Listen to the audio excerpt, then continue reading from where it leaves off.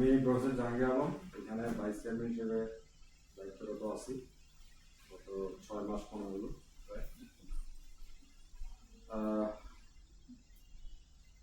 আমি বুয়েটে আছি প্রফেসর হিসেবে, সিভিল ইঞ্জিনিয়ারিং ডিপার্টমেন্ট। ওকে, আমরা শুরু করি। আসলে এটা আপনারা জানেন যে অনেক জিনিস আছে এখানে আপনারা অলরেডি জানেন, তারপরেও আমরা সিস্টেমের দিকে একটু আগে করছে। এবং এখানে আমি এখন যেটা দিচ্ছি সেটা হচ্ছে গাইডলাইন, পিএস ক্যান্ডিডেটদের যে গাইডলাইন সেটা প্রেজেন্ট করছি, বাট সেটার মধ্যেই আপনাদের কন্টেন্ট আছে। তো এইটার উপরে আমাদের একটা ভিডিও আছে যেটা আমাদের বিবিআরবি ইউটিউব চ্যানেলে দেওয়া আছে। আর একটু ইলাবোরেট করতে চাইলে, দেখতে চাইলে আপনারা ওটা দেখতে পারেন। এবং যারা করতে চায়, মানে জিজ্ঞাসা করে, প্রশ্ন করে, তাদের করে রেফার করে দিলে এত প্রশ্নের আনসার তো দেওয়া করবে। আমাকে অনেকে ফোন করে, মানে এত কোশ্চেন আনসার দেওয়া কঠিন, আমি ওইটা রেফার করি। কিন্তু ওইখানে আবার কিছু ভুল ত্রুটি আছে, আমরা ওইটা কারেকশন করি। তো পিএইচ গাইডলাইনে এখানে আমরা জানি যে জানা জিনিস, এখানে আমরা মূল যে বিষয়টাতে চলে যেতে চাই সেটা হচ্ছে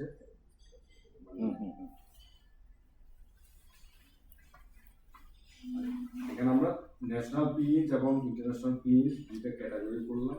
আসলে দুইটা ক্যাটাগরি হলেও ক্রাইটেরিয়া বা পরীক্ষার পদ্ধতি কোনো জায়গায় কোনো ডিফারেন্স নাই।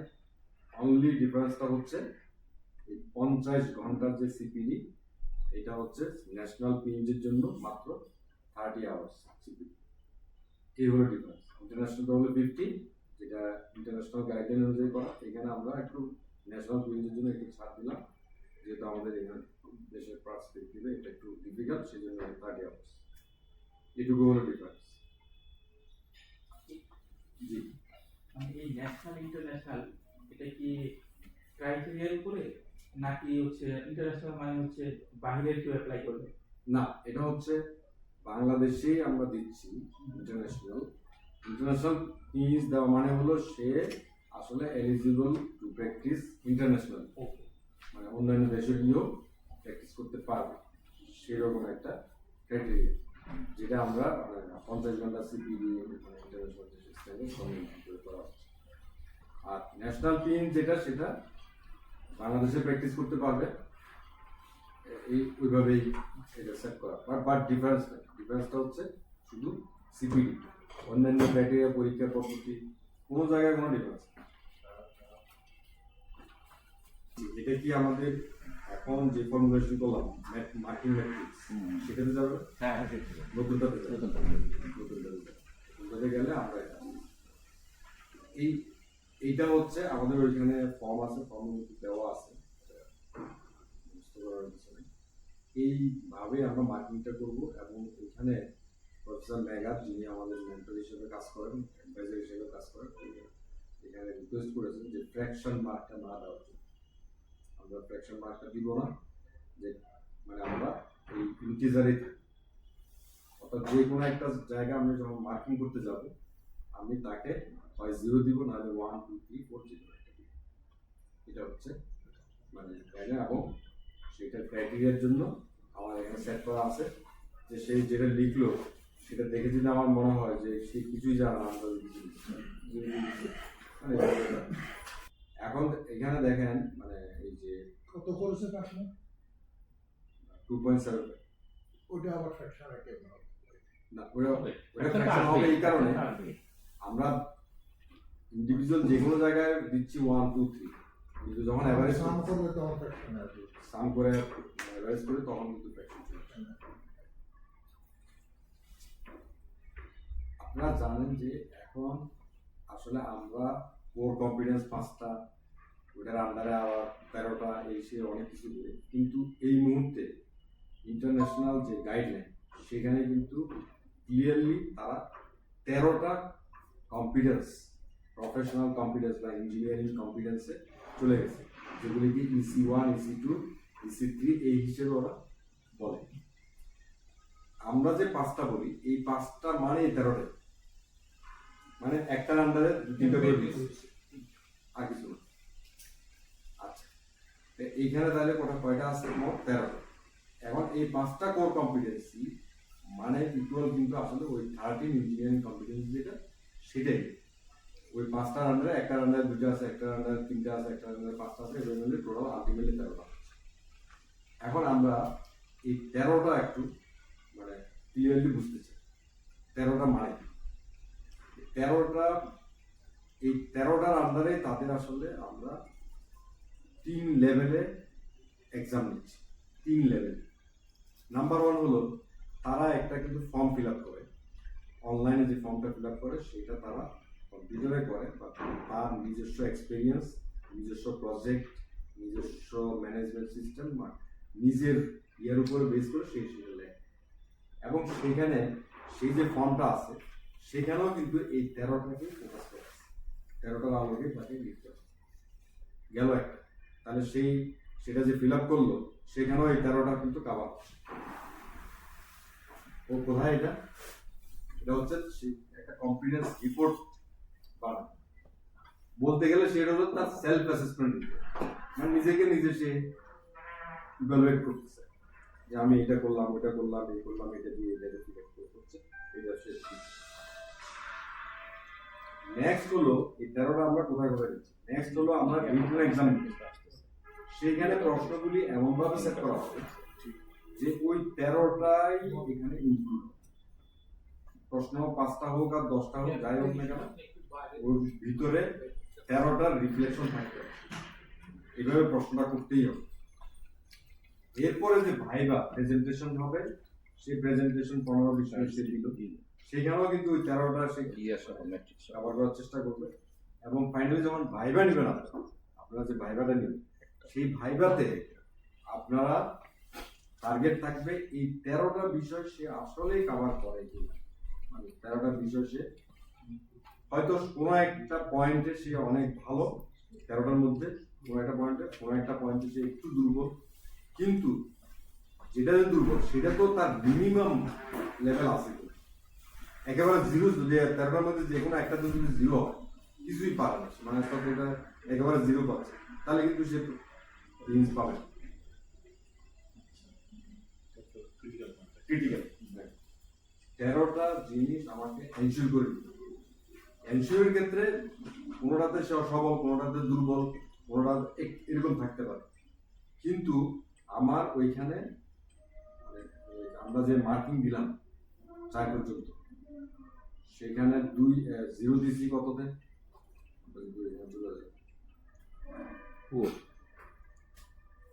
0 মানে হলো কিছুই জানা, তাই তো? 0 মানে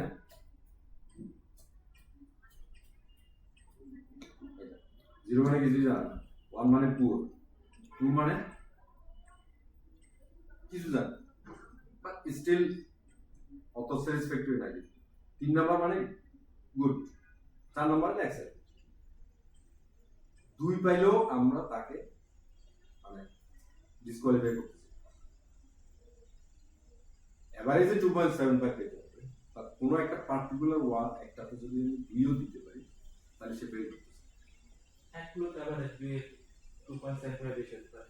হ্যাঁ, মানে ওভারঅল সবকিছু মিলে এভারেজে 2.75 এর উপরে গেলে সে পাস। একটাতে যদি সে 1 পায় হতে পারে, কিন্তু টোটাল মানে তাহলে ইন্ডিভিজুয়ালি যে প্রত্যেকটা পয়েন্ট ওখানে পুরো নিচে নাম দিই, টোটালি ফেলবে। ওভারঅল এমনই যে এটা হচ্ছে মানে এখানে একটা ক্রিটিক্যাল বিষয়। একটা জিনিস একটু explain করি। জি সেলফ অ্যাসেসমেন্ট যেটা করে ওরা, সেলফ অ্যাসেসমেন্টে আমার যে ইমপ্রেশন আগেও দেখছি, এখনো দেখতেছি, সেটা হচ্ছে কি কাজ করে না সেটা সম্বন্ধে সে হি রাইট সামথিং আর কি, এটা সমস্যা না, ওইটা হচ্ছে বানিয়ে কতগুলো জিনিস লেগে, সেটাই হচ্ছে আপনি রিটেন এক্সামে কি করবেন। রিটেন এক্সামও মুখস্থ লিখতে পারেন। দেখেন, প্রথম হলো এআই দিয়ে লিখতে পারে, যে সেলফ অ্যাসেসমেন্ট রিপোর্ট যেটা বা 13টার উপরে যে সেই রিপোর্টটা বানাচ্ছে, এটা টোটালি এআই দিয়ে কিন্তু করে দিতে পারে, ভেরি ইজি। নেক্সট হলো সে রিটেন এক্সামের জন্য ওইটা মুখস্থ করে এসে এখানে মানে ভালো করতে পারে। ওকে, ঢাকাতে যখন আসবেন আপনি এখন কাজ হল আসল ভেরিফিকেশন, যে সে আসলে এখানে যখন আপনি ক্রস করবেন আর একটু ফার্দার ডিপে যাবেন যে এটা কি করলেন ওটা কেমনে হলো কি হলো, তখন কিন্তু সে ওখানে ধরা গেছে। সেখানে যদি ধরা গেছে যায়, সেখানে যদি মানে আপনি পুয়ার মার্কিং করেন বা ওখানে কিন্তু আপনি মানে তাকে ওই জায়গায় দুই নিচে দিয়ে দিতে পারেন। আপনি যদি মনে করেন যে সে আসলে এখানে ইয়ে করছে, মানে রিয়েলি ওই কাজ করছে যে এখানে আসলে কিছু না, সে কিন্তু আর্টিফিশিয়াল ইন্টেলিজেন্স সে কপি পেস্ট করে মারি দিছে, তাহলে তো ওইখানে আপনি তাকে জিরো মারি দিতে এটা আপনার তাহলে কিন্তু সে আর পাচ্ছে। সুতরাং মানে এখানে চেক এন্ড ব্যালেন্স আছে।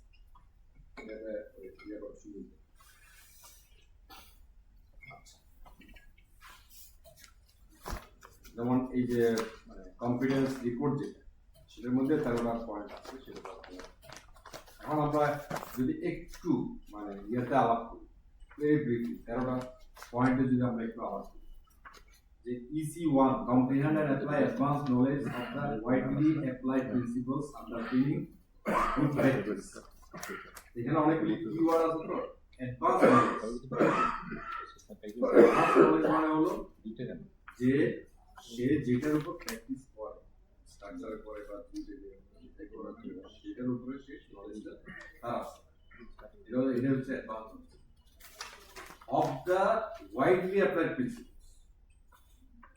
এই ক্ষেত্রে এখানে যেটা বলা হচ্ছে সেটা হচ্ছে ওয়াইডলি অ্যাপ্লাইড প্রিন্সিপল, মানে হলো যে মানে যেটা সবাই অ্যাকসেপ্ট করে, মানে এখানে কোনো কন্ট্রোভার্সি, যে প্র্যাকটিসের যে স্ট্রাকচার ডিজাইন করে, সেখানে একটা বিম ডিজাইন করে বা একটা এই ডিজাইন করে, সেটা যেভাবে করে সেখানে কোনো কন্ট্রোভার্সি, এগুলিকে বলা হয় widely applied principles আন্ডারপিনিং good practice.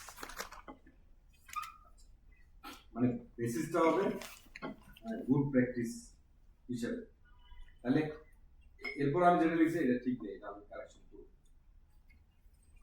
তাহলে অ্যাডভান্স নলেজ বলতে আসলে সে যখন বিএসসি ইঞ্জিনিয়ারিং পাস করলো তখনও হয়তো ওই বিষয়ে তার অ্যাডভান্স নলেজ আসলে পরবর্তীতে প্র্যাকটিস করার মাধ্যমে অথবা এমএসসি করে পিএইচডি করে বা ওই বিষয়ের মাধ্যমে এটা আসতে পারে। EC1 বলে। EC2 হচ্ছে specific to the jurisdiction of the practice. এখানেও আমার লেখাটা ভুল আছে, এটা আমি প্রফেসর লেখাটা আসার পরে আমি ফার্স্ট ফাইনালি আমি নিজেও ক্লিয়ার হলাম।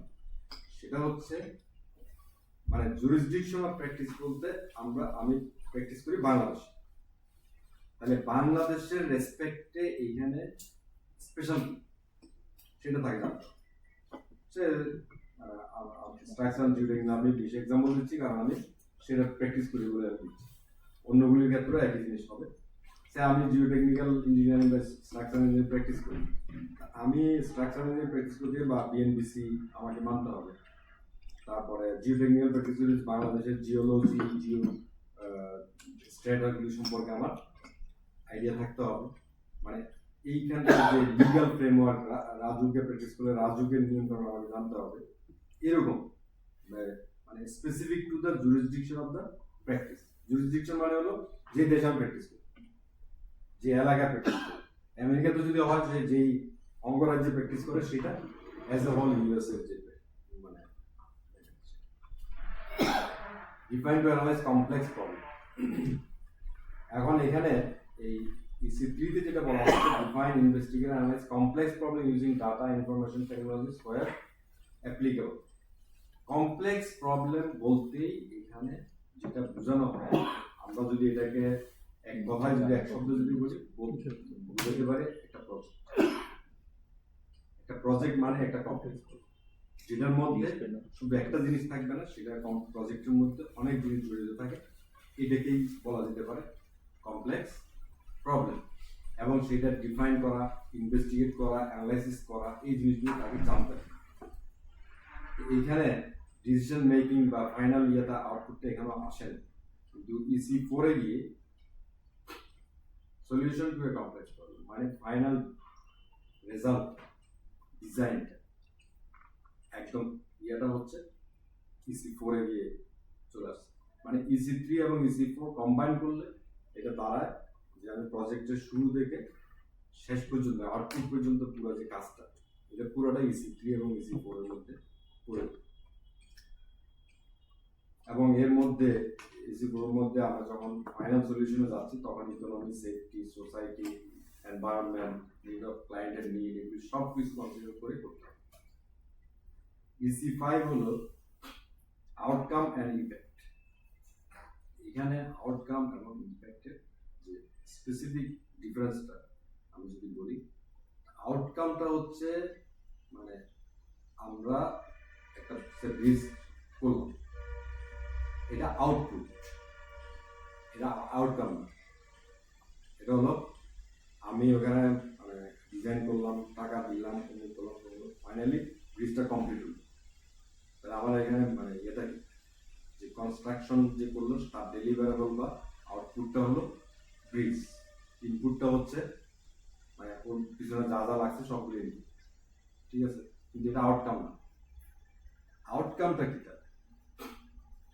তাহলে শর্ট টার্ম আউটকাম, আউটকাম আবার দুই প্রকার, একটা হচ্ছে শর্ট টার্ম আর একটা হলো মিডল টার্ম।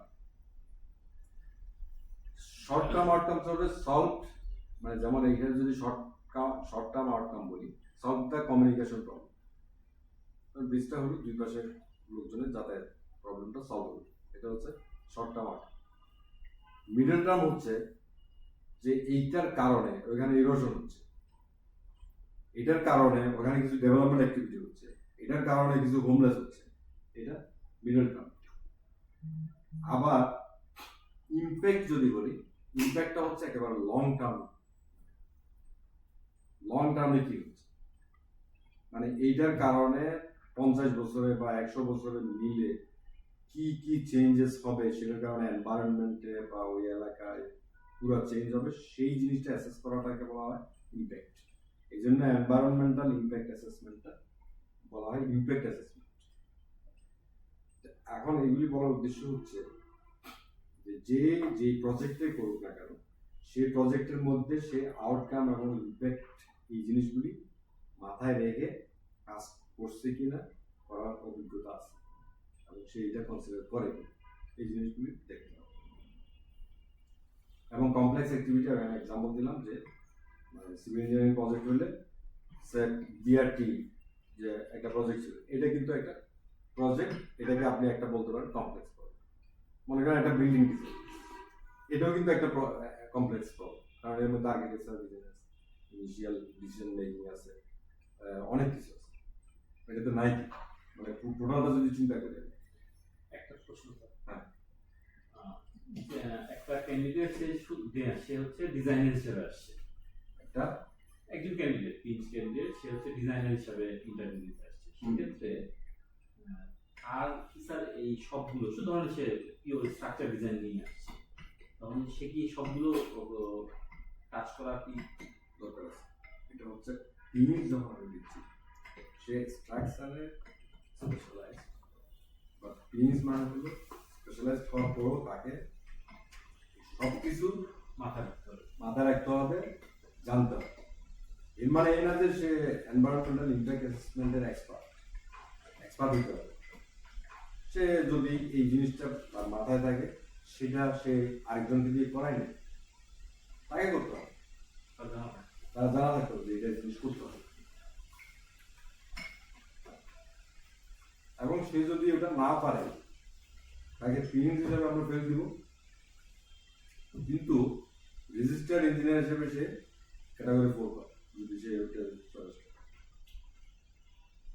কিন্তু সে পিএম দিতে হবে।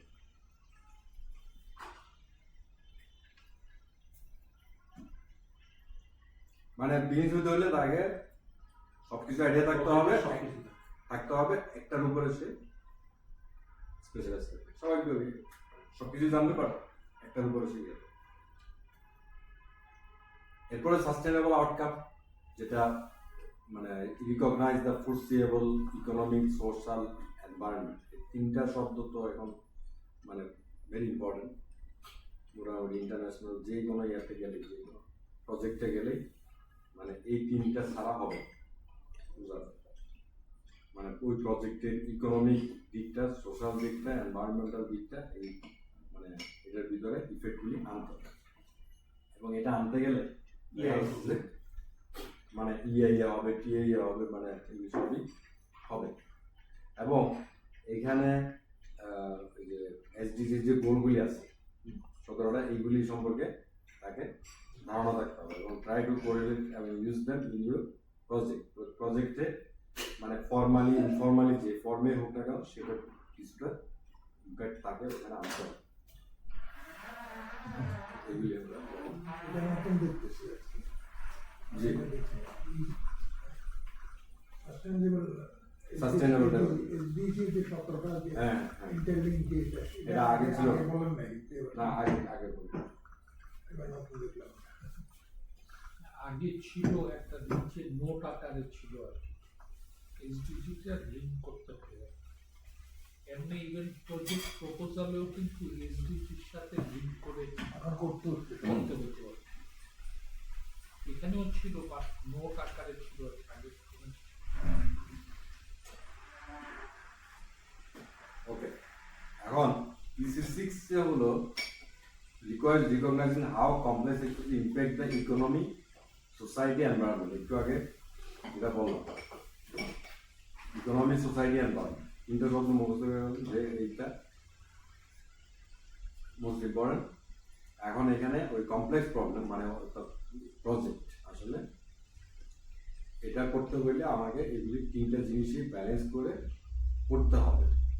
কোনো প্রজেক্ট এমন হবে না যেটাতে আপনি এনভায়রনমেন্টাল কোনো ইম্প্যাক্ট নাই, যেটাতে পরিবেশ দূষিত হয় না, যেটাতে সোসাইটিতে একটা বিরূপ প্রভাব পড়ে না, এরকম কোনো প্রজেক্ট নাই। যেটাই করেন আপনার এটাতে হ্যাম্পার হবে, বাট এটা আসলে ব্যালেন্স করে কতটা মিনিমাইজ করে আনা যায় সেটার জন্য আপনি কিছু করছেন কিনা, মানে সেখানে কিছু করছে কিনা সেটা চিন্তাধারা মাথায় আছে, এটা হলো আমাদের দেখতে হবে। অর্থাৎ এটার মেইন ব্যাপারটা হলো প্রেজেন্ট নিডটাও আমরা মিট করব, but without compromising future generation. এটার মেইন পয়েন্ট অনেক কিছু আসে, কার্বন ফুটপ্রিন্ট থেকে আরম্ভ করে সাস্টেইনেবল ম্যাটেরিয়াল ইউজ করা থেকে আরম্ভ করে সব কিছু। তাহলে ইকোনমিক, সোশ্যাল, এনভায়রনমেন্ট মানে এগুলি এত ডিটেলস আমরা দরকার নাই। লিগ্যাল এন্ড সেফটি এটা অবভিয়াস যে যেখানে প্র্যাকটিস করো না কেন সেখানে সেই দেশের সেই সিস্টেমের সেখানে লিগ্যাল ফ্রেমওয়ার্ক যা আছে, রেগুলেটরি, কালচারাল, পাবলিক হেলথ আর সেফটি সব তাকে অ্যাড্রেস করে ডিজাইন, কনস্ট্রাকশন, যে কোনো অ্যাক্টিভিটি, যে কোনো প্রজেক্টে কাজ করতে হবে এবং সেটা সে করে কিনা সেইটা আমাকে এনশিওর করতে হবে। মানে যে এক্সাম্পল দিয়ে হচ্ছে তাকে একটা প্রুভ করতে হবে। এথিক্স এটা আপনারা জানেন যে এথিক্সের যে আমাদের তো একটা ইয়েই আছে, ওই জিনিসগুলি আমাদের যে আইবির যে এথিক্স যে ইয়েটা আছে সেটা সে জানে কিনা এবং সেখানকার যে ওয়ার্ড এবং ইয়েগুলি মিনিংগুলি সে বুঝে কিনা।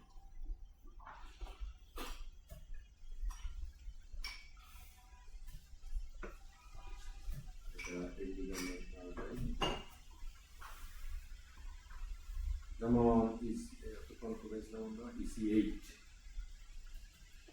EC8 মানে ধরেন অন্যান্য দেশে এখানে কিন্তু প্রফেশনাল বডি ভালো রোল প্লে, ইভেন দেশের যে আইন তার চেয়েও বেশি রোল প্লে, ওরা হয়তো দেখা যাচ্ছে তাকে এক্সপেল করে দিল আগামী 5 বছর প্র্যাকটিস করবে। এবার আসি ম্যানেজমেন্ট। এথিক্স বোর্ড থেকে বলি স্যার, এথিক্স বোর্ড থেকে গত পরশু দিন আমি একটা চিঠি পেয়েছি, আমার চেয়ারম্যান সাহেবকেও লিখছে, আমাকেও লিখছে। এথিক্স বোর্ড চাচ্ছে এখন যে ক্যান্ডিডেটকে আমরা রেফার করবো ওখানে এথিক্স বোর্ডকে, যারা আমাদের এখান থেকে কোয়ালিফাই করে গেল তাদের মাধ্যমে, তাদেরকে তাদের অর্গানাইজেশনে তারা চিঠি দিবে, যে অর্গানাইজেশনে এখন সে সার্ভ করছে অথবা এখন যদি অল্প সময়ের জন্য সার্ভ করে তার ইমিডিয়েট আগের অর্গানাইজেশনে সে তাদের কাছে একটা রিপোর্ট করা চাইবে যে সে কোনো কাজে অভিযুক্ত কিনা, এথিক্যাল এবং ওদের তারা একটা সময় দেবে 15 দিন বা 1 মাস whatever it is, তারা একটা সেইটা দিয়ে তারা ইয়ে করবে, ফিডব্যাক নেবে। ফিডব্যাক যদি 15 দিনের মধ্যে দেয় তো যে ইয়েস নো যেটা দিল, আর যদি না দেয় তাহলে ধরে নেবেন না, তার কাছে কোনো ইয়ে নাই, তার সামনে কোনো কিছু নাই। not qualifying. No, no, no, no. Oh, তার আর মানে থানায় কোনো অভিযোগ নামা নাই। Therefore, এটা একটা তারা চালু করতে আছে। আইবি এইচজিএস প্রেসিডেন্টকে চিঠি দিয়েছে, এইচজিএস কে কপি দিয়ে, আমাকে কপি দিয়ে, চেয়ারম্যান সাহেবকে কপি দিয়ে বলছে এটা তারা করতে যাচ্ছে। ঠিক আছে, এখন হলো ম্যানেজমেন্ট। আপনারা জানেন যে তাকে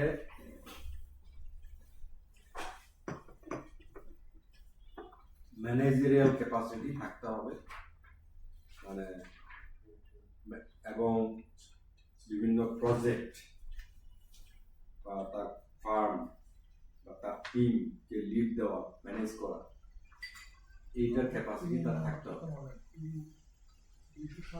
not just performing technical work, শুধু টেকনিক্যাল ওয়ার্ক পারফর্ম করতে পারে সেটা হলে সে পিএস পাবে। তাকে ম্যানেজারিয়াল ক্যাপাসিটি থাকতে হবে। মেবি যে মানে টপ ক্লাস না, বাট থাকলে সেটার আন্ডারে অনেকগুলি পয়েন্ট আছে, সেটা তখন নাম দেয়।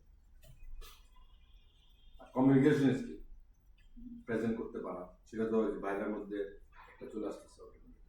সে যে মানে কম্পিউটার ইয়েটা ফিল আপ করলো, সেটা ফিল আপ করে যে সে বুঝাতে চাই, সেটাও কিন্তু তার একটা কমিউনিকেশন স্কিল। তারপরে সে এটা রিটেন স্কিল যখন সে ইয়ে করলো, সেটাও কমিউনিকেশন স্কিল। ভাইবার সময় পুরো ভাইবার জুড়ে তো তার কমিউনিকেশন স্কিলকে অটোমেটিক্যালি প্রুভ হবে। ওটা তো একটা প্রেজেন্টেশন দেয় 15 মিনিটের, হ্যাঁ, ওটাতে মোটামুটি একটা আইডিয়া করা যায় যে জি। মানে এখানে যেমন ইমেল, মিটিং, ফর্মাল প্রেজেন্টেশন, বিভিন্ন ইয়েতে সব জায়গায় এটা মিনিমাম। আচ্ছা, সিপিডি এটা তো আপনাদেরকে বোঝানোর কিছু নয়, এটা আপনারা জানেন যে তাকে মানে প্রতি বছরই ইমপ্রুভমেন্টের জন্য, নতুন নতুন জিনিস শেখার জন্য, তার ফিল্ডের এটাকে আরো ইয়ে করার জন্য তাকে ট্রেনিং নিতে হবে, বা হয় তাকে নিজে লিখে নিতে হবে, নাহলে অন্যজনকে শিখাইতে হবে, যে কোনো একটা করতে হবে। এটা আমাদের এই ওয়েবসাইটে এটা নিয়ে দেওয়া আছে, স্পেসিফিক কোনটা কি সেটা কীভাবে আছে সেটা ওখান থেকে দেখে নিতে হবে। মানে এটা তো প্রশ্ন থাকলে আপনারা জিজ্ঞাসা করে।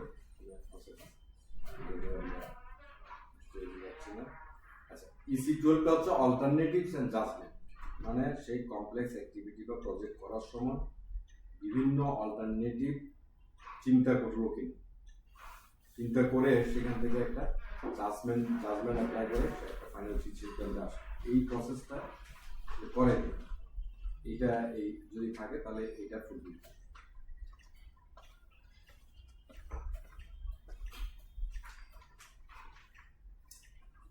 ফাইনালি হলো be responsible for my activities, আমি যাই করলাম মানে দায়িত্ব নিয়ে তাকে করতে হবে। ঠিক আছে, আমি করছি, মানে আমার আন্ডারে 10 জন লোক আছে, ওরা কাজ করছে, ভুল করছে, আর আমি বলি না আমি আমি আমি ভুল করে নিয়ে ওরা করছে, এটা বলা যাবে। রেসপন্সিবিলিটি তাকে নিতে হবে। তাহলে এইটা হলো আমরা 13টা, এটা মানে ব্রিফলি দিলাম এই কারণে যে এটার উপর আপনারা অ্যাসেস করবেন। এরপর আমরা আসি এখানে ফর্মগুলি আছে, ফিল আপ করতে হবে। অ্যাসেসমেন্ট অন সিপিডি তো আমরা কিছু পারবো, সিপিডি তো আপনারা এখান থেকে আমরা মোটামুটি এখানে চেক করে ফিনিশ করেছি, ডেট ফুলফিল করলো কিনা সেটা আমরা দেখতেছি। আচ্ছা, কাজ আছে সেটা হচ্ছে সে সিপিডিতে অনেক কিছু লিখছে যে এটা এই ট্রেনিং করছে, সেই ট্রেনিং করছে। আপনি একটু ভাইবার সময় বাজারে দেখতে হবে যা আসলে কিছু করছে নাকি ওটা গিয়ে বসেছিল নাকি মানে এমনি লিখে দিল। তাহলে সেই সিপিডি লিস্টটা কি আমরা আমাদেরকে দিচ্ছে? হ্যাঁ ওটা তো এর মধ্যে এটার থাকে। সাথে কি লিস্টিটা যাবে? সিবি যাচ্ছে না, সিবি যাচ্ছে না, সিবি যাচ্ছে সিবি সিবিতে যাচ্ছে, কিন্তু সিবিডি ফরম্যাটটা যাচ্ছে না। না, সিপিডিটা যায় না, চাইলে পরে আমরা সিপিডি যদি না দিলে কেমন হবে? দিতে হবে সিবিডি দিতে হবে। সিপিডি তো সরাসরি এটা হবে কারণ এই যে ভাইবার সময় যাকে কেউ ইয়ে করে নেয় স্যার অ্যাপ্লিক্যান্ট রেকর্ড আছে, কিন্তু ইয়াগুলো কি আছে, মানে এভিডেন্স গুলো কি আছে, এভিডেন্স গুলো এভিডেন্স গুলো তো ডাউনলোড এভিডেন্স না, কিন্তু সামারি ফর্মে সারাদিন আছে স্যার, সেটা আছে। ওর ভিতরে আছে। কিন্তু ওই সামারি ফর্ম থাকলে হবে। যে অ্যাপ্লিকেশন রিপোর্টের ভিতরে স্যার সব আছে। হুম? অ্যাপ্লিকেশন রিপোর্টের ভিতরে সিবিডি সামারি কোডের সমান সব আছে। ওকে, তাহলে হবে, তাহলে পেয়ে যাচ্ছে, সমস্যা নেই। মনে করেন টপিক আছে, সাথে, হ্যাঁ, টপিকের পরে ইয়ে আছে, মানে কত ঘন্টা এসে আছে, কোথায় করলো, সামারি টাকা মানে কি সে এখানে সামনেটা আছে। হ্যাঁ আছে, আছে, আছে। আছে, কিন্তু এভিডেন্স তো নেই। এই সম্পূর্ণ পুরোপুরি আছে। একটা কপি আমাদের কাউন্সিল দিলে ওনারা বলছেন সেটা হলো যে তাদের সিভিটা দেয়, হ্যাঁ এক একজনে এক এক রকম সিভি দেয়। হ্যাঁ, ওটা নিয়ে কথা হয়েছে, স্ট্যান্ডার্ডাইজ ফর্মে যদি সিভিটা এটা আমরা করে দিই। একটা কার্ডের মতো অ্যাসোসিয়েট ফর্মে দিয়ে দেবে। এই জানো তো এখন মানে যেটা দরকার সেটাও দিচ্ছি, যেটা দরকার নাই এটাও দিচ্ছি। এটা হলে ওটা হলে অ্যাক্সেস করা সহজ, কোন জায়গায় কি আছে আমি জানি, কি কোন জায়গায় চলে যাবো। কারণ বইটা যখন আমরা অ্যাপ্লাই করি, জন্য খুব সুবিধা হয়। প্রফেসরশিপ বা অ্যাপ্লাই করি, আমাদের একটা প্রেসক্রাইব ফর্মেট আছে। ফরম্যাট আছে, ওই ফরম্যাটে যদি দিতে হচ্ছে, তাহলে ওই যে কোন আইটেমে কোথায় কি আছে সব মুখস্থ। আচ্ছা ঠিক আছে, তাহলে এটা দেখেন, এটা হচ্ছে কি, এটা হলো মানে আপনাদের অ্যাসেসমেন্ট অন কনফিডেন্স রিপোর্ট, যেটা ওরা অনলাইনে যেটা ফিল আপ করবে, সেই অনলাইনে যে ফিল আপ করলো সেখানে যে এ বি সি ই মানে পাঁচটা কোড, সিপিসিএস কোড, প্রফেশনাল পাঁচটা কোডের আন্ডারে কিন্তু 13টা। হুম। তো 13টা কিভাবে হচ্ছে এই সেটা কিন্তু এখানে ইয়ে করা আছে, এই যে এর আন্ডারে দুইটা, সেই দুইটা কিন্তু এখানে EC1 EC2 চিহ্নিত করা আছে। আপনি এইটার জন্য মার্ক দিবেন এখানে, এটার জন্য মার্ক দিবেন এখানে।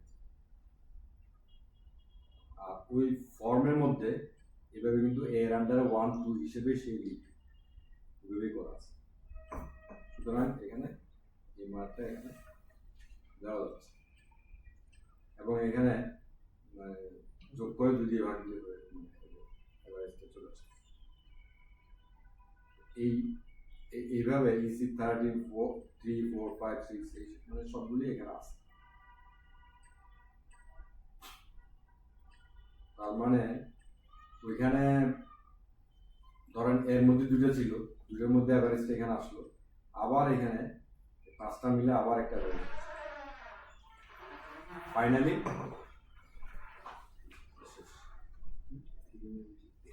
এইটা তো ওনারা ফিল আপ করবে। জি জি, কোনটা ফিল আপ করবেন? এটা ওনারা fill up করবে। আপনাদের কোনো কোথায় যেন যোগের জায়গাটা দুই বের আসছে, খেয়াল আছে? যোগের জায়গা দুইবার আসে, ওই ফর্মেট চেঞ্জ করছি স্যার। আর এই কমেন্টসেরও একটা ঘটনা, হ্যাঁ হ্যাঁ, কমার্সের একটা দুটো ঘর ছিল।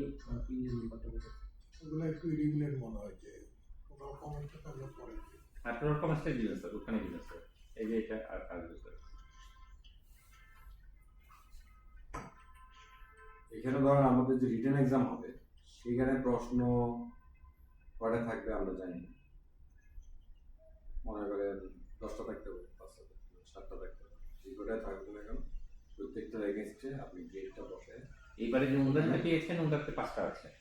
হ্যাঁ যেটা থাকে যে কয়টা থাকে সেটা দিয়ে ওইটার এই সবগুলি যোগ করে 5 দিয়ে ডিভাইড করে অ্যাভারেজটা এখানে লিখে দিবেন।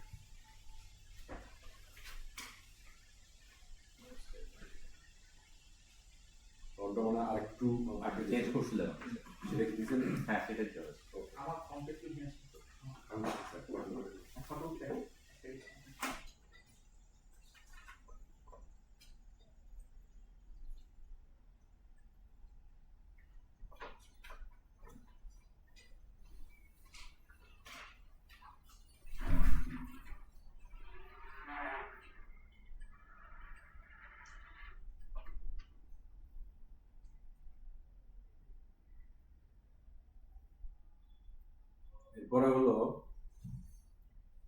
সামারি অফ ওয়ান এস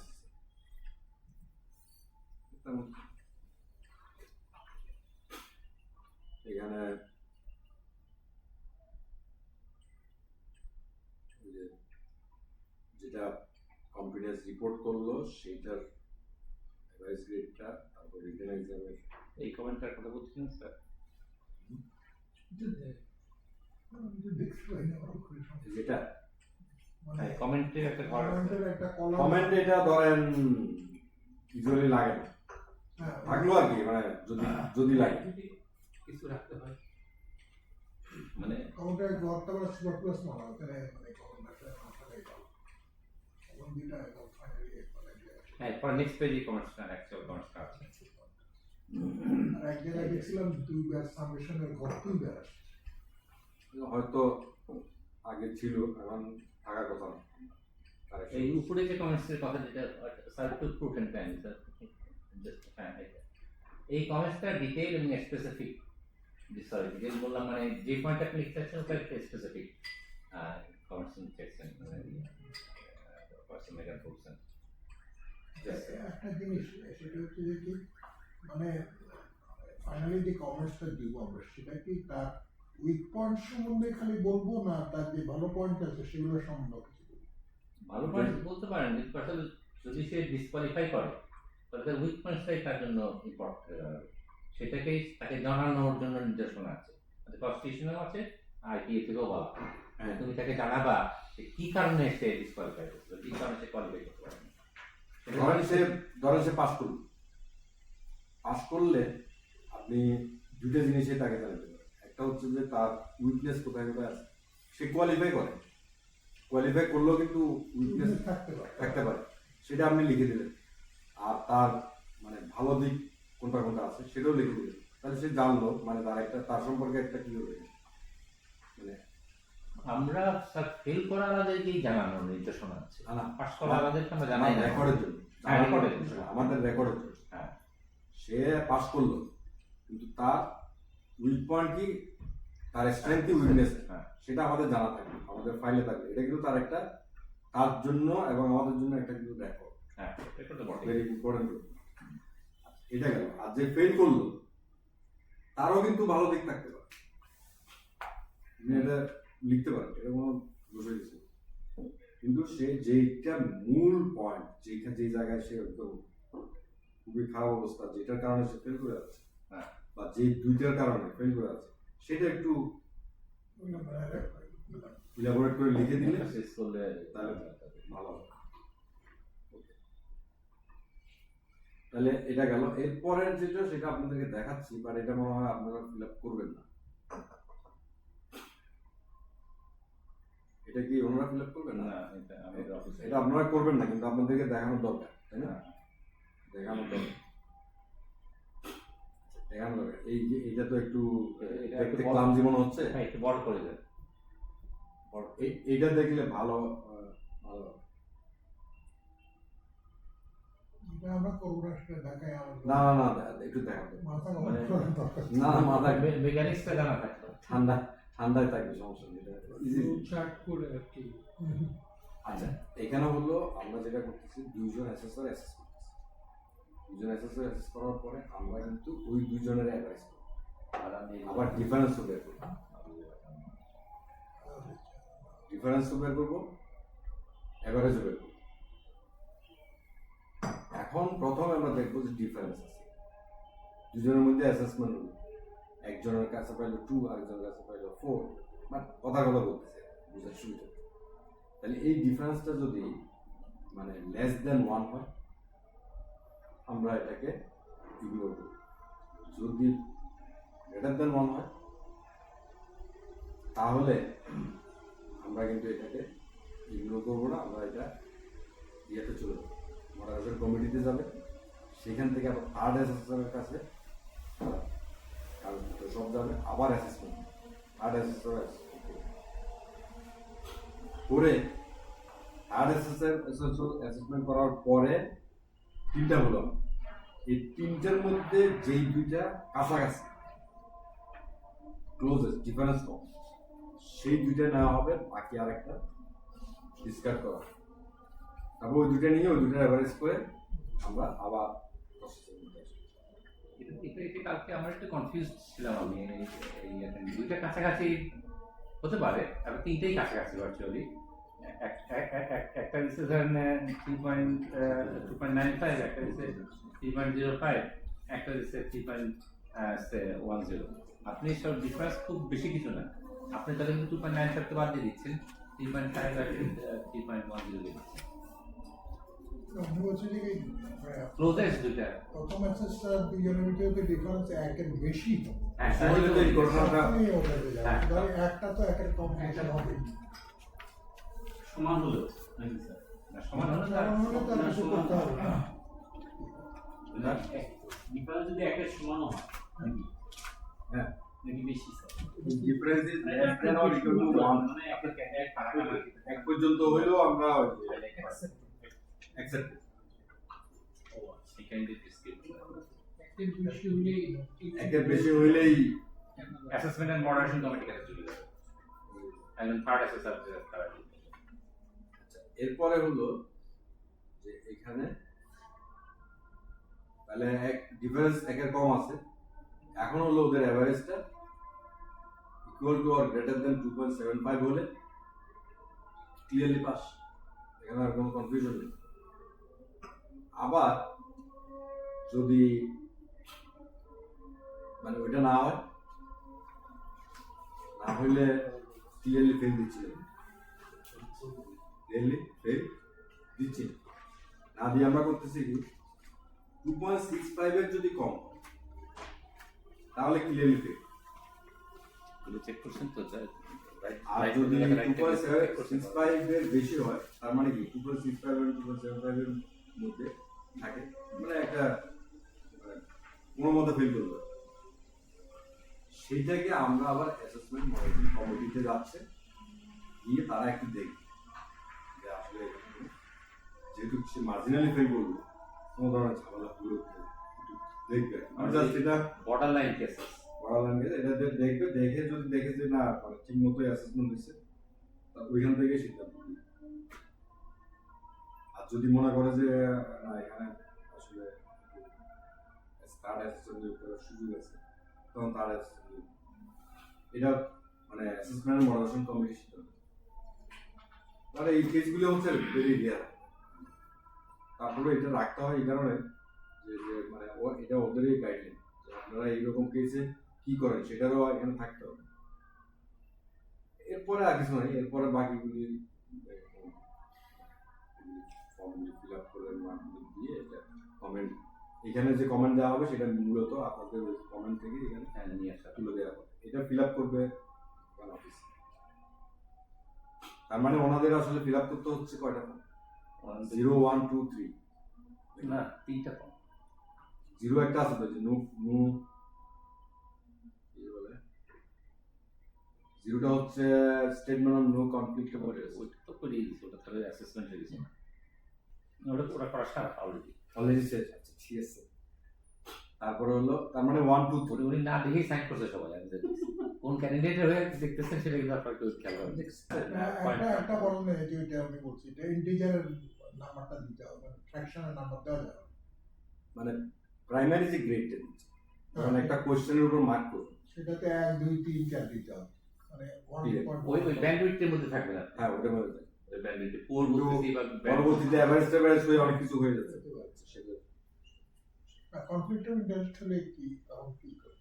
না, আপনার যদি ধরেন যে যে ক্যান্ডিডেট আপনার ছেলে বা আপনার খুবই ক্লোজ রিলেটিভ, যেটা আপনি মনে করেন যে আপনার অ্যাসেস করা ঠিক না, বায়াস, তখন আপনি করবেন না। আর বলবেন তাহলে আমরা ক্যান্ডিডেটকে চেঞ্জ করে দিই। জি, হ্যাঁ, বললাম ওই যে 0, 1, 2, 3, 4 এগুলো তো ইন্ডিভিজুয়াল মার্কস না, এগুলো হচ্ছে গ্রেড। গ্রেড সো এখানে ফ্র্যাকশন মানে যেগুলো প্রেসক্রাইব থাকবে সেটা ফলো করা। এই যে মানে পরে যে মডিফিকেশন গুলো হয়েছে, এটা সবাই অ্যাসিস্ট্যান্টরা কি জানে? না না, এখন তো এই জন্য ডাকছিলাম সবাইকে। না, এখন ধরেন এখানে যে এই মুহূর্তে যারা যারা আপনারা করতেছেন তাদেরকে জানান, আমরা যাকে যখন দিব তাদেরকে জানাই। অ্যাসেসর যতজন আছে সেটা প্লাস আরো আমরা অনেককে ইনভাইট করছি, সেগুলি সবাইকে মিলে অ্যাসেসমেন্ট করুক, এখন করুক, 2 মাস পরে করুক, সেটা বিষয় না। আমরা সবাইকে নিয়ে একটা ভালো একটা ট্রেনিং সেশন আমরা করতে চাই।